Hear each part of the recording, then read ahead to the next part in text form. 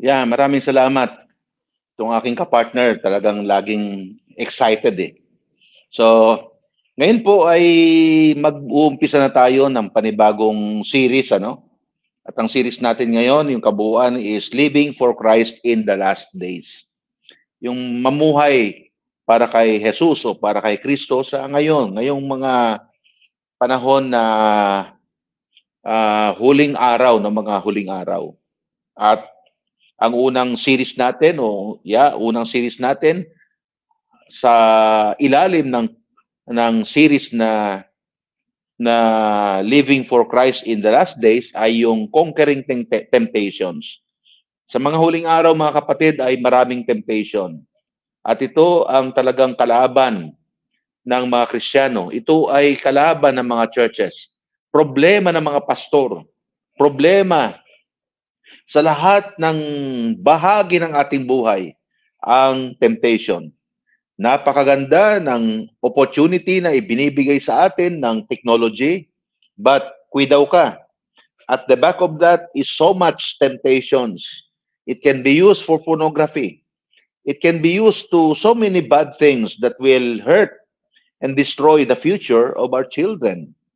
At kahit na tayo mga adult na mga Kristiyano ay araw-araw nating kalaban ang tukso, mga kapatid.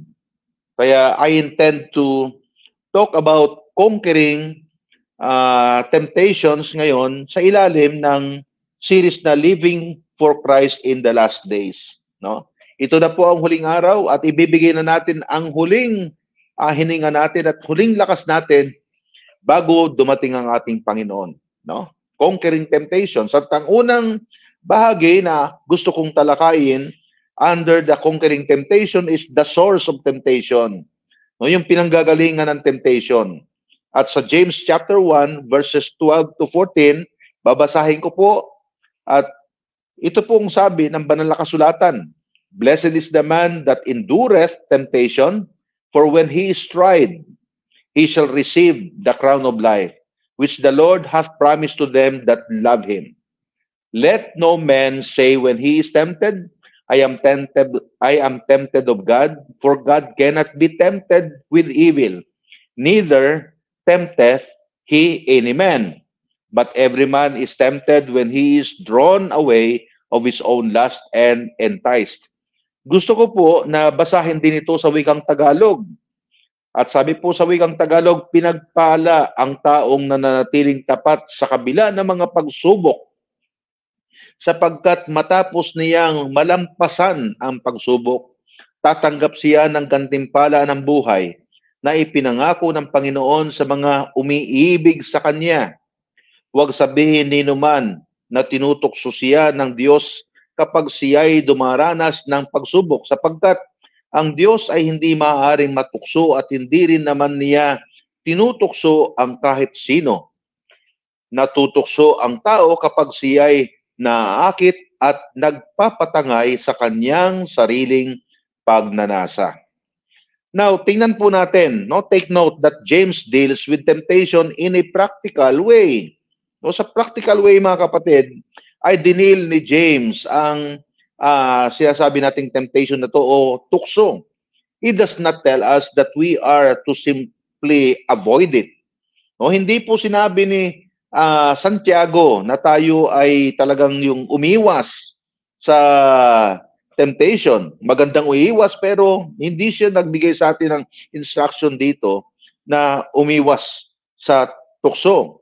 Actually, in verse 2 of James chapter 1, sinabi niya o natutunan natin that we are to count it all joy when we when we encounter various temptations.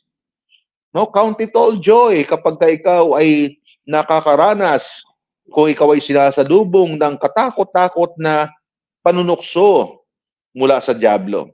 And this is because these situations gives us an opportunity. Mga kapatid, opportunity to. Opportunity to try our faith and to exercise our faith. Why? Bakit po? Bakit opportunity to? Bakit ko sinabing opportunity to? Para matry o para masubok ang ating pananampalataya at ma-exercise ang ating pananampalataya. sa kadahilan ng ang pananampalataya po, no, yung faith that cannot be tried is also cannot be trusted. Alam niyo po ba yan, mga kapatid, na ang pananampalataya na hindi nasubok ay hindi pwedeng pagkatiwalaan. No, hindi pwedeng magpastor ang isang Kristiyano na hindi nasubok ang kanyang pananampalataya. Hindi siya pwedeng pagkatiwalaan ng mga malalaking responsibility sa ministry kapag hindi siya nakaranas ng pagsubok sa kanyang pananampalataya. Yan po ang paniniwala natin. That's why faith that cannot be tried is also cannot be trusted. And all of us wanted to be trusted, di ba? Gusto natin mapagkatiwalaan at kakambal po yan, mga kapatid. Kakambal yan. If you want to be trusted, kung gusto mo mapagkatiwalaan ka, kung gusto mo ikaw ay bigyan ng malalaking responsibility, I remember the responsibility that I just gave to Brother Josh and Sister Faith through the years. No? This couple have been tried and they were able to successfully, sabihin natin, successfully tackle their temptations. Matagumpay. No, hindi ko sinasabi na wala silang temptation pa rin ngayon. Meron pa rin, pero nakita ko po all through the years na sila ay nagtagumpay. That's why sila na ngayon ang pinakatatay ng ating upcoming, no, up and coming ministry. Can you imagine, ano, mga professional ng Gateway can be trusted to this couple now. No, why? This is it. Ang pananampalatayang hindi nasubok ay hindi mapagkakatiwalaan. At kapag nagkaroon ka ng pagkakataong subukin ang pananampalataya mo, that is an opportunity you have to prove yourself up. No, prove yourself up. When we have faced temptations and conquered them, no, kapag na-conquer natin ang mga temptation na yan, we can see the real strength of what we believe and practice, di ba? Makikita natin talaga kung gaano katibay, gaano ka-effective, gaano kalakas ang ating pananampalataya at pagtalima sa mga utos ng ating Panginoon. There is a crown of life promised to those who love the Lord. I like that. And we learn that dealing with temptation is a matter of heart. No? Puso po, mga kapatid. That's why hindi po pwede na during the week, very busy ka sa private life mo. No? Ang inaasikaso mo ay puro pang sarili at wala kang time para sa Panginoon, wala kang time para sa salita ng Panginoon, wala kang time para pagandahin at paayusin ang iyong puso. Hindi po pwede yan, mga kapatid. At some point, kinakailangan kang magbigay ng time para sa sarili mo, para sa puso mo, so it can always be in tune, no, with the Spirit of the Lord. Why? Because temptation is a matter of the heart. It is a matter of loving Jesus more than we love the things that tempt us. Tandaan po natin yan, mga kapatid. It is a matter of loving Jesus more than we love the things that tempt us. We see the source of temptation. Nakita na po natin yan. God is not the source of any sin of any human being. Hindi po Diyos ang pinanggagalingan nito. We cannot change God with our sin. We cannot blame it on Him. Some we have the idea that sin is inevitable and that we have no choice. But this is a wrong idea. No? Baka nag-iisip ka, naniniwala ka na wala kang choice, na ang pagkakasala ay inevitable. Yes, meron tayong sin nature pa rin, bagamat tayong mga Kristiyano na. But remember, we have the Holy Spirit of God. That is a wrong idea na wala kang choice. No? A child of God has an inner resource. Kapag Kristiyano ka, you have an inner resource. The indwelling of the Holy Spirit of God. Nasa iyo ang banal na Espiritu. And God is not in us to lead us to sin. Remember that. No, ang Diyos po, ang banal na Espiritu, hindi nasa atin. Ang Diyos hindi nasa atin para tayo ay i-lead niya sa kasalanan. God leads us into the path of righteousness. Sin does not come down from heaven. Instead, it comes up from the pits of hell. Nanggagaling sa demonyo yan, nanggagaling yan sa impyerno, mga kapatid. Sin was born in the mind of Satan. And it has been adopted by fallen humanity. Inadapt lang natin yung kasalanan eh. Hindi naman sa atin talaga yan originally. Oh. Kaya lang, alam niyo naman, dahil nga yan talaga ang business ni Satanas, na tayo ay mag-follow sa kasalanan, inadapt natin yan. Yan ang masakit eh, na kahit na tayo mga Kristiyano, na lagi tayo nasa church, na lagi tayo nakakapakinig ng banal na kasulatan, o nakakapakinig ng preaching, kuminsan talagang very harsh na ang preaching eh. Para talagang matutulang tayo, but wala pa rin effect kapag kaminsan eh. No? Tayo mga Kristiyano, malungkot eh, na talagang we just really adopted sin in our lives. No? Tigilan po natin yan. Kinakailangan po nating labanan ang kasalanan. No? Hindi po totoong wala kang choice. You have a choice. No? At hindi rin totoong wala kang ability whatsoever to resist sin. Hindi totoo yan. Kasinungalingan yan. Niloloko ka lang ni Satanas.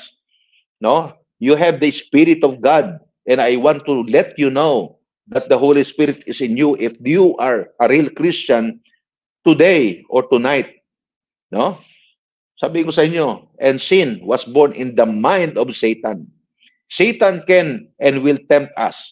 But if we resist him, we will flee. No? It will flee from us. Alam niyo po ba yan, mga kapatid? Hindi tinatakbuhan yan. No? Nire-resist yan. At kapag nire-resist natin yan, ang sabi ng Biblia, tatakbo ang tukso. Oh. No? Pagka nire-resist natin, nilabanan natin.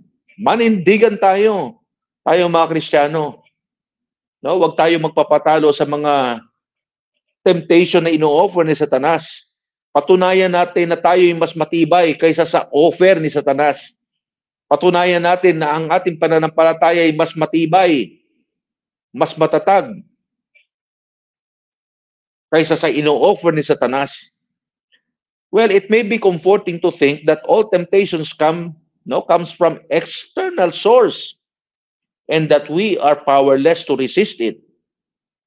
Comforting yan, but nothing could be further from the truth. No? We read plainly the temptation, we read plainly that temptation comes from within our hearts. Hindi po nanggagaling sa labas ang temptation. Nanggagaling po ang tukso sa puso. Kaya it is a matter of the heart. Kaya kahit ano ang i-offer ni Satanas diyan, kung ang puso natin ay tama, right with the Lord, we cannot be tempted. No way. It begins with our own list, those sinful desires that live in the hearts of every human being. Jesus pointed this out forcefully in Matthew chapter 5, verses 21 to 27. Although men might keep the law on the outside, the lust that leads to sin is born in their hearts. Nasa puso, mga kapatid. Ang tukso. Yan. Kaya bago pa dumating ang pagkakataon na ang diablo ay mag-o-offer ng temptation sa atin o tukso sa atin, kinakailangan ang puso natin ay meron ng resolve. Ang puso natin ay nakapagpasya na long before the temptation comes in. Dapat meron na tayong ginawang pagpapasya na ayaw ko niyan. Hindi para sa akin yan. Ako'y para sa Diyos at Diyos lang ang pwedeng gumamit sa akin.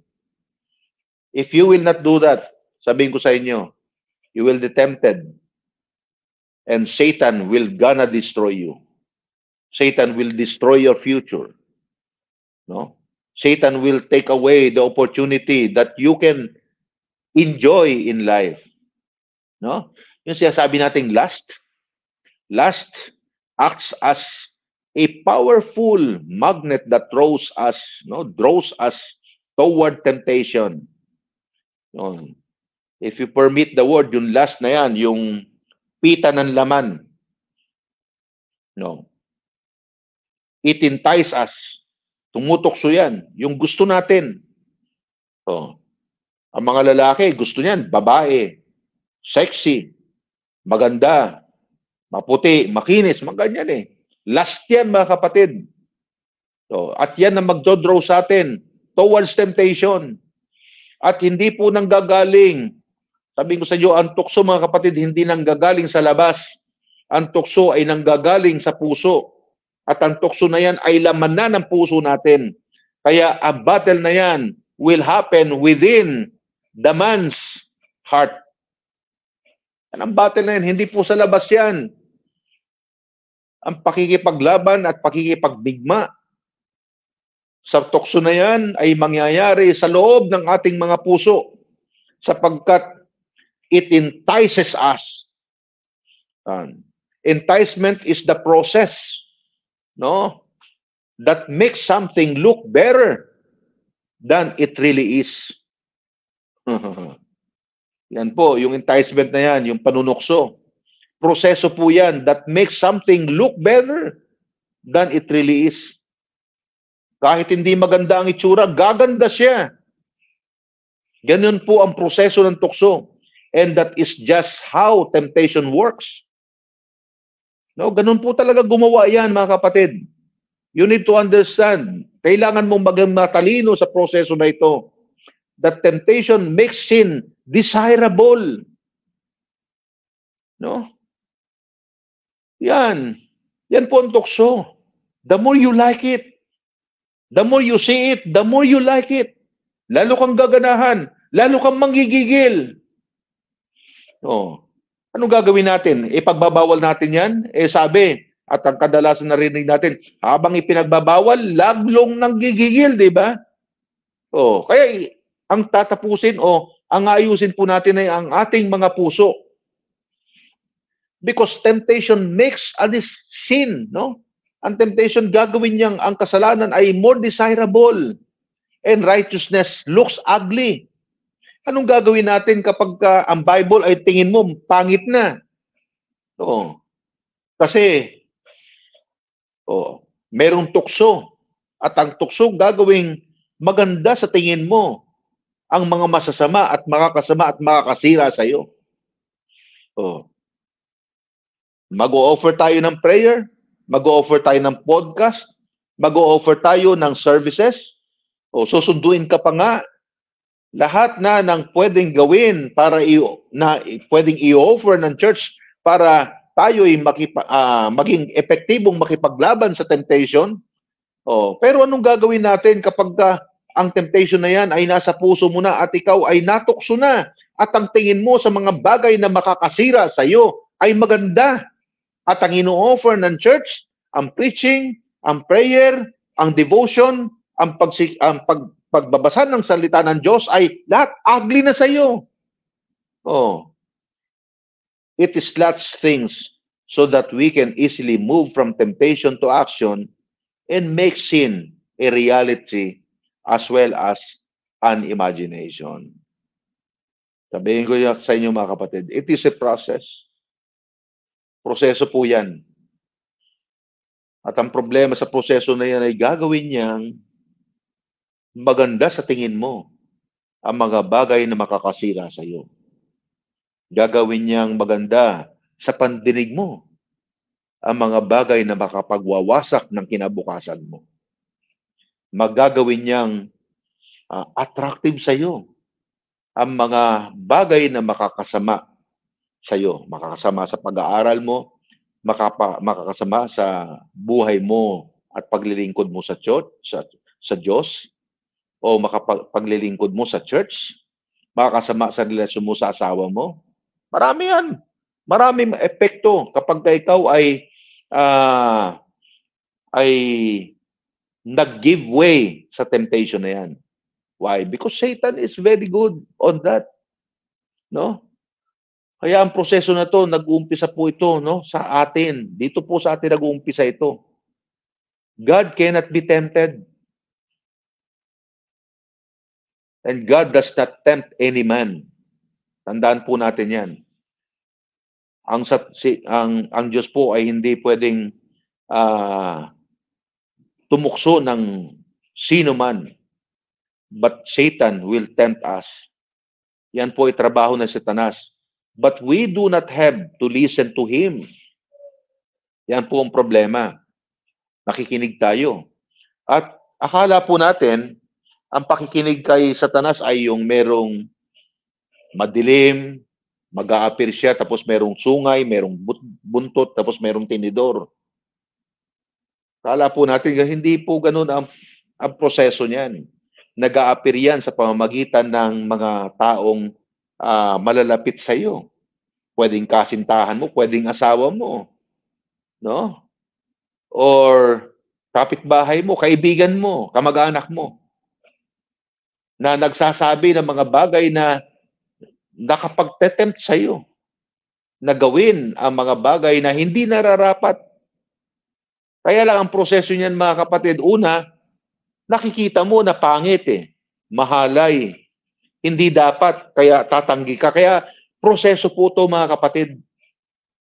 Proseso po ang temptation. At kapag palagi na nandyan yan, bumubulong, sinasabi, isang araw magugulat ka na lang na dati ang tingin mo pangit, dati ang tingin mo ay masama, dati ang tingin mo ay hindi dapat, dati ang tingin mo ay dapat lalayuan mo at ayaw mo, isang araw, ang tingin mo maganda na. Yon, may problema ka na sa puso. No? Yan na ang danger niyan. At kapag in-offer na sa iyo ang Bible, in-offer na sa iyo ang pananalangin, ang Bible study, small groups, kahit na ang podcast na ito, i-offer sa iyo, ang tingin mo, pangit na. What you will do? No? Paano ang gagawin mo para tanggapin ang mga bagay na sa tingin mo o sa perception mo ay hindi na nararapat sa iyo? No matter how righteous it can be, matatalo ka. Mapapahamak ka kapag ang tingin mo at ang pakiramdam mo patungkol sa isang bagay na ginagawa natin bilang Kristiyano na dati gusto mo, ngayon ayaw mo na. Ibig sabihin, natukso ka na. You see, it is a process. Kaya, mag-ingat po tayo sa ating pinakikinggan. Mag-ingat tayo sa ating pinanonood. Ang daming panoorin ngayon sa YouTube. Ako, dami mga kapatid. Sabihin ko sa inyo. Ang technology na meron po tayo ngayon ay papahamak sa ating mga Kristiyano. No? We use our God-given ability to decide. Decide now. And we decide to act selfishly and fleshly desires. Then suddenly we are confronted by temptation on every side. Sabihin ko sa inyo mga kapatid, kapag tayo po'y nag-give in, pagka hindi po tayo nag-iingat, magugulat ka na lang that you are tempted in every side. At ang pinaka-problema ay problema ng puso. Dahil ang mga bagay na dati ayaw mo, ngayon, maganda na. That everything that pertains to righteousness, pangit na, ayaw mo na. Kaya mag-ingat po tayo.